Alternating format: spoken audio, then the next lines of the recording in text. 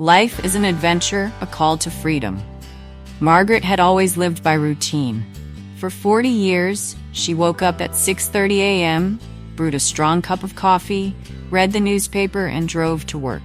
Her life, organized and predictable, left no room for surprises. Her marriage, although stable, had ended years before, and her children were now living their own lives. At 65, Margaret retired. That moment, so eagerly awaited by many, left her feeling unsettled. It felt as if all the effort she had put into her life hadn't brought the fulfillment she had expected. Then, one morning, just like any other, she made a decision that would change her destiny forever. She decided to sell everything: the apartment, the car, the furniture she had accumulated over the decades. Margaret wanted something she had never experienced: complete freedom.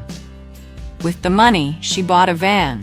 Not just any van, but a mobile home equipped with the essentials for both survival and living.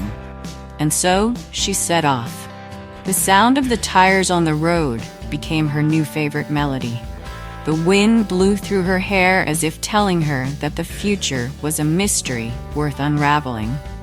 The first stop was a small village on the coast of Spain. There she met a group of digital nomads who, around campfires and beneath the stars, inspired her with their vision of a life without attachments. Margaret listened intently to their experiences of living with only what fit in a backpack. They taught her something valuable. Freedom isn't just about physical travel.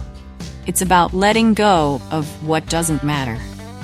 One afternoon, driving along a deserted road in Ireland, Margaret came across a young woman with her thumb out, hitchhiking. Her name was Emily, an artist traveling with no specific destination. Margaret decided to give her a ride to the nearest town. And during the journey, they discovered that, despite their age difference, they were both searching for the same thing: meaning in life. Emily painted to capture fleeting moments, which made Margaret reflect on how much she had missed in her own youth.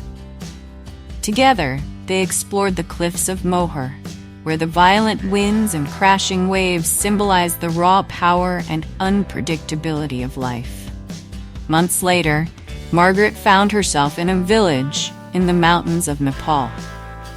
The air was thin and cold, and the days began with the sun casting a golden glow on distant peaks. There, she met Arjun, a man with deep, thoughtful eyes and a calm demeanor, who had left the corporate world behind to become a spiritual guide. He taught Margaret how to meditate, to breathe mindfully, and, most importantly, to listen to the inner voice we often neglect. During a hike to the top of a hill, Arjun said, "True freedom isn't about where we're going, but how we live in the present." These words echoed in Margaret's heart, and she realized that the adventure wasn't just about discovering the world, but about discovering herself. Months turned into years as Margaret crossed borders, cultures, and traditions. In India, she danced in the colorful Holi festivals. In Australia, she surfed with young people who taught her that time is relative when you're living in the moment. And in the forests of Canada, she spent silent nights where the only sound was that of nature surrounding her. Each experience left a deep mark. Margaret was no longer the woman bound by routine who had set off on this journey. She had transformed into someone who knew how to appreciate the value of a sunset, the taste of a simple meal shared with strangers who became friends, and the power of silence. 3 years after her departure, Margaret returned to her home country. But nothing about her return was final. The van, now a home filled with memories, remained her loyal companion. She had learned that she no longer needed a fixed house to call home, because she had found that within herself. Upon her arrival, her children and grandchildren, who barely recognized the woman who had left, greeted her. Margaret, once so predictable, now radiated a lightness they had never seen before, as if she were at peace with every twist and turn of the road she had traveled. She hugged them, smiled, and without saying much, they knew this wouldn't be a long visit.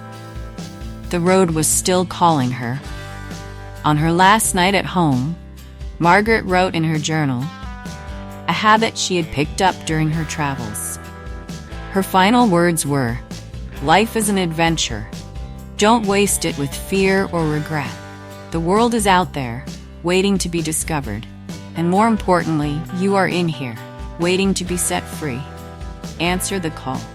And so, with the lightness of someone who had found the true meaning of living, Margaret set off again, with no destination, no rush, but with one certainty. Freedom was in every step of her journey. Are you ready to break free from your comfort zone and embrace the unknown? Hit that like button, leave a comment, and subscribe to Ageless Life for more inspiring stories and tips on living a life of adventure.